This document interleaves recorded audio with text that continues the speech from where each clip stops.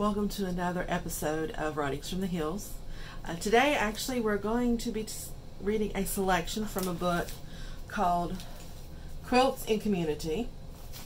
These are higher traditions. 19th and 20th century quilts, quilt makers, and traditions. This is written by Ricky Clark, George W. Nepper, and Elise Ronsheim. And a special thank you to Thomas Nelson Publishers for allowing us to use this book for our program. The section I'm actually going to read was actually written by George W. Nepper, and it's Early Migrants to Ohio.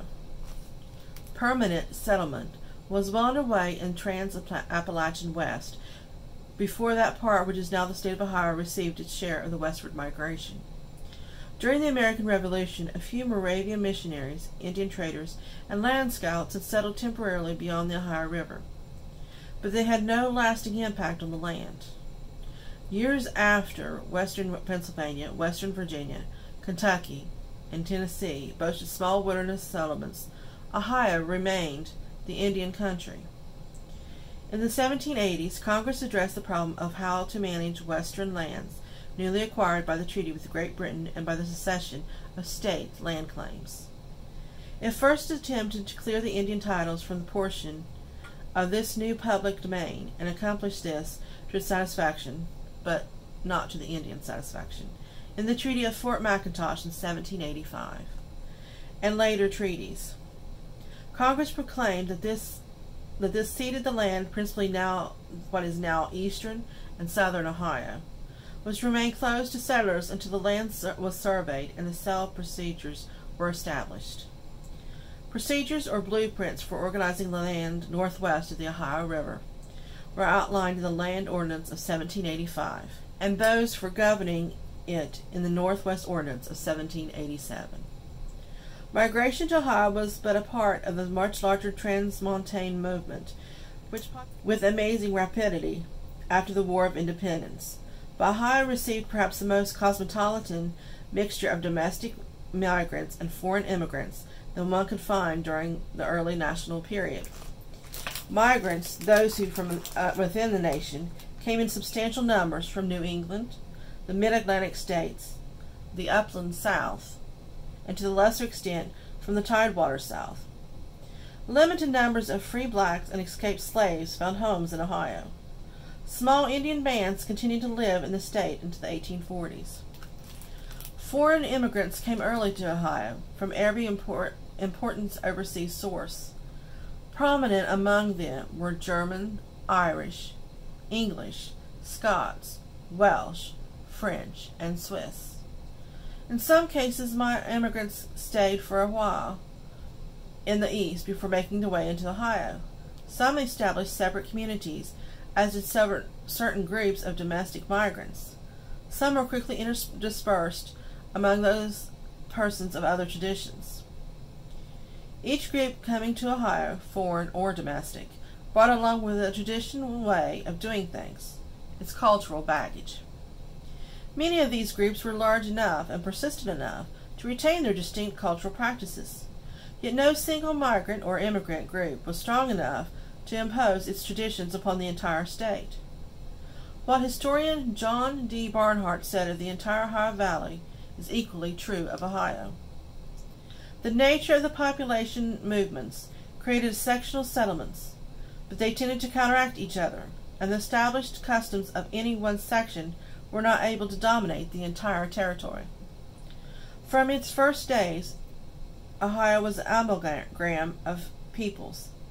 It was not a melting pot, nor would it be until the urbanized industrial sector eclipsed the rural agricultural sector in the 20th century. Early Ohio was a salad bowl. One could identify each ingredient: Scotch-Irish uplander, Yankee; Pennsylvania German, Southern Quaker. Even when living in these close proximity to one another, they remained distinct. Eventually, a common cultural salad dressing influenced all and tended to conceal underlying cultural differences. In extreme cases, the old order of Amish, for instance, cultural separateness persists to present day. More commonly, what were once distinct cultural traditions, like the New England tradition of the Western Reserve, for instance, faded over time. Among the first people entering Ohio were the Scotch-Irish settlers. They were from western Virginia, western Pennsylvania, and Kentucky, some of whom arrived before the country was even legally open to settlement. The United States Army tried unsuccessfully to keep these squatters out in conformance and with congressional proclamation banning premature settlement beyond the Ohio. The Scotch-Irish squatter typically was a hunter-farmer who cleared a small patch of land on which he planted corn and perhaps tobacco. He turned his hogs loose in the woods and supplemented their family diet with fish and wild game. Conservative Easterners considered squatters too idle, too talkative, too passionate, too prodigal, and too shiftless to acquire either property or character. Doubtless some fit this description, but many squatters regarded themselves as upright citizens taking what property was theirs in the free society. Some Westerners saw them as the embodiment of the American spirit, proud and independent individualist, the cutting edge of civilization in the wilderness. Of course, not all the squatters were Scotch-Irish. Certainly not all the Scotch-Irish were squatters. Scotch-Irish frontiersmen have been characterized by historian Edgar Hassler as a bold, determined, and industrious. They were sharp as bargains, fond of religion and political controversy, and unusually touchy about their rights.